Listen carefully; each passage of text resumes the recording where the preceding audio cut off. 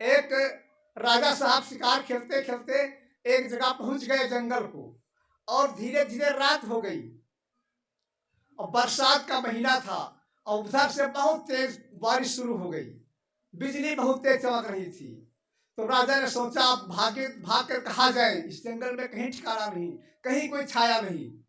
अब जंगल में फंस गए बेचारे। तब तक क्या देखा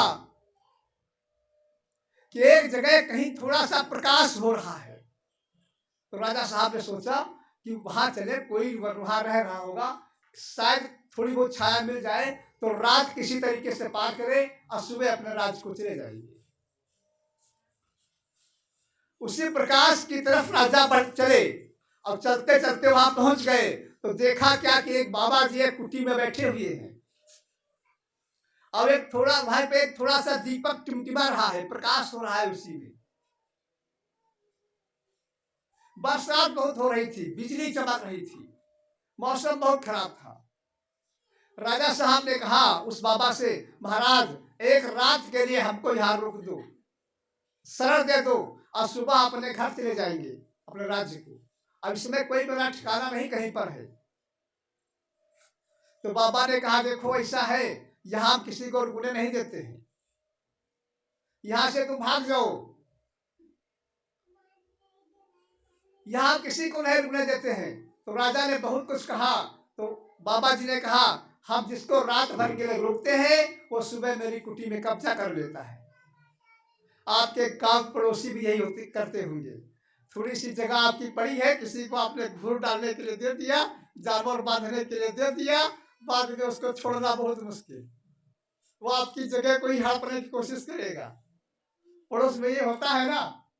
तो यही बाबा कहने लगे कि जिसको मैंने आज तक शरण दी वो सुबह गया ही नहीं, बहुत मुश्किल से यहाँ से निकला, वो मेरी कुटी को ही यहाँ हड़पने लगा, इसलिए आप किसी को नहीं रोकते हैं यहाँ, चाहे जहाँ चले जाओ। लेकिन राजा ने बहुत खुशामद की और वादा किया कि हम सुबह यहाँ से चले जाएंगे। तो बाबा ने कहा ठीक है रुक जाओ। तो वहां रुक गए राजा साहब। तो क्या देखते हैं, बाबा उसी में सारी गंदगी फैला रहा है। बाबा नागा बाबा होगा तो उसी में पेशाब करता था, उसी कुटी में, उसी बड़ैया के अंदर, और उसी वहीं पे लैट्रिन करता था, वही खाना बनाता था, वही खाता पीता था, वही सोता था। बहुत गंदगी फैला था उस कुटी में।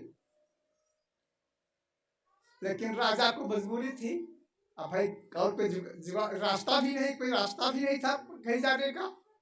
तो राजा वहीं रुक गया, रात भर तो रुका, और रात भर रुकते रुकते और उसी उसी गंदगी का आदी हो गया। और सुबह जब सूर्योदय हुआ तो बाबा जी ने कहा महाराज अब जाओ राजा साहब अपने राज्य को। तो राजा ने कहा नहीं, आज और रुकेंगे, अब नहीं, अब मेरा मन जाने का नहीं कर रहा है। तो बाबा ने कहा नहीं, हम रुकने नहीं देंगे, हम कह रहे थे जो आता है मेरी कुटी में कब्जा कर लेता है।